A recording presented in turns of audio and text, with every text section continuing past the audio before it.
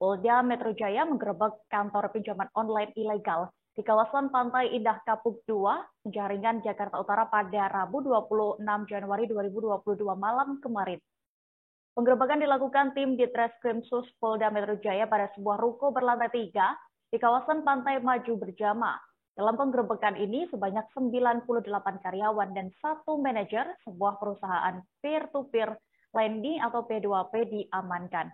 Informasi lengkapnya akan disampaikan rekan Fandi Permana, jurnalis dari Tribun News yang kini sudah bergabung bersama kami. Halo rekan Fandi. Selamat siang Tribuners dan juga rekan Nita.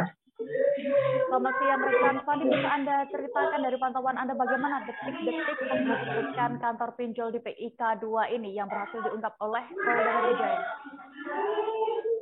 Ya, seperti diketahui bahwa pada malam kemarin, Rabu 26 Januari 2022, aparat dari Direktorat Reserse Kriminal Khusus Polda Metro Jaya menggerebek perusahaan pinjaman online atau P2P peer-to-peer lending di kawasan Pantai Indah Kapuk 2, Jakarta Utara. Pengembangan kasus ini dilakukan oleh Polda Metro Jaya berdasarkan patroli siber dan juga ada beberapa laporan yang masuk dari masyarakat tentang maraknya praktik pinjaman online ilegal yang sangat meresahkan.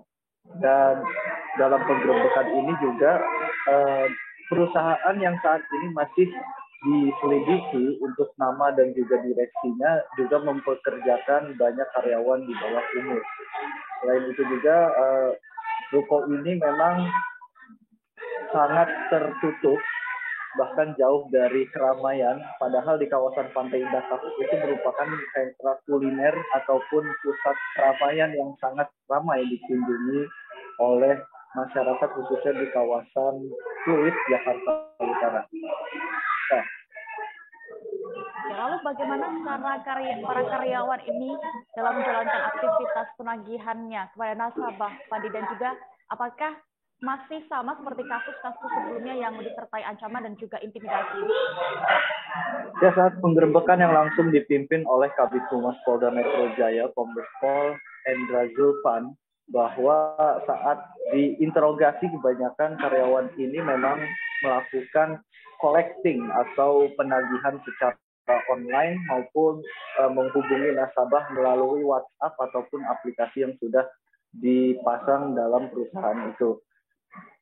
Memang dalam penagihannya beberapa karyawan atau mungkin mayoritas karyawan melakukan intimidasi kepada nasabahnya dengan cara mereminder atau memberi peringatan 1 atau 2 hari sebelum jatuh tempo dengan berupa nada-nada ancaman dan juga beberapa foto yang sudah diedit sedemikian rupa dengan kata-kata yang sangat tidak pantas sehingga membuat nasabah merasa terdesak dan untuk membuat shock terapi agar segera melunasi hutang di pinjol tersebut.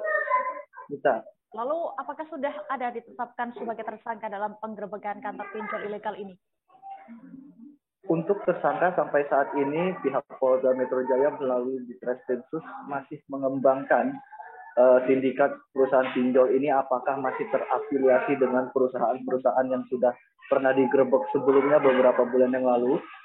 Dan saya juga tadi sempat mewawancarai Kombes Pol Endra Zulfan bahwa tidak menutup kemungkinan akan bertambahnya tersangka lain, diantaranya memang direksi dari perusahaan ini masih diburu oleh tim Siber Polda Metro Jaya melalui Ditreskrimsus dan juga melakukan pendalaman terhadap aplikasi, di mana di sini ada 4 aplikasi pinjol, diantaranya ada yang bernama Dana Aman, Uang Rodi, Pinjaman Terjamin, Go Kredit, Dana Induk, Dana Online, dan lain-lain sebagainya.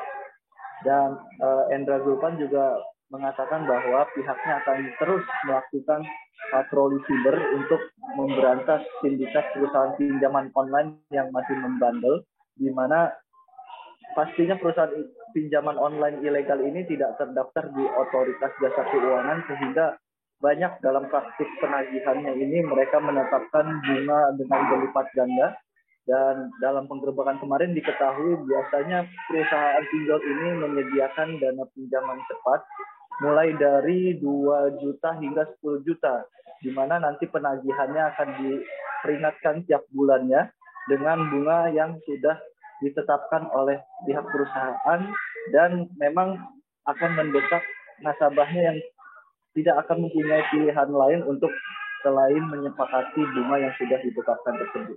Mita.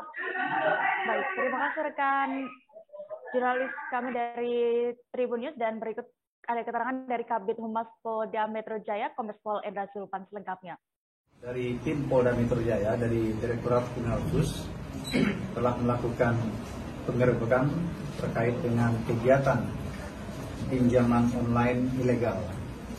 Kegiatan ini diselenggarakan secara ilegal karena tanpa izin dari OJK.